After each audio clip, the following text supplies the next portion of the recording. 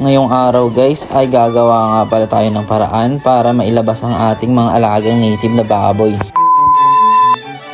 At bumili nga pala ako guys dito sa hardware ng mga bakal na gagamitin at ibang materyales na ikakabit dito sa ating gagawing kulungan.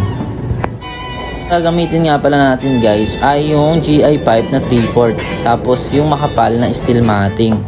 Pagka-uwi nga natin guys ay agad natin tong ginawa. Bale, pumorma nga pala kami dito ng kwadrado na ang sukat ay kasing sukat ng haba ng steel matting.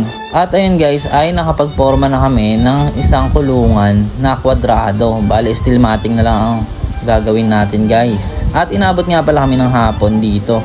Kaya bukas na namin ito ipagpapatuloy. Bale, in-enjoy namin ang isang hapon na ito guys sa pagkakape. Bale, ang sarap nitong pagmasdan guys. At pagka umaga guys ay agad namin sinet up yung ginawa namin na kulungan. Bale guys, ito nga pala ay pira-piraso at pwede natin itong i-assemble.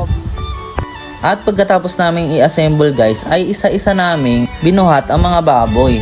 Makikita nyo nga guys ay mukhang masaya ang baboy. Bale, naglalaro-laro siya dito.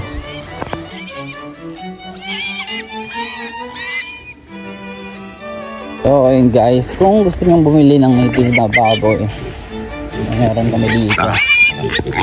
Available sila. Nakaka-relax nga sila guys pag mastan. Madadala-dala na natin sila kahit saan. Kahit sa damuhan nga pwede, kahit pang aesthetic nga guys, pwede natin gawin. Bali, drone shot, pasok.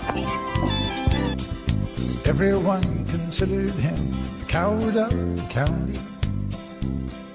Never stood one single time to prove the county wrong. His mama called him Tommy, but folks just called him Yellow. Something always told me they were reading Tommy wrong. He was only 10 years old when his daddy died in prison. And I took care of Tommy, cause he was my brother's son. I still recall the final words my brother said to Tommy. Son, my life is over, but yours has just begun. Promise me, son, not to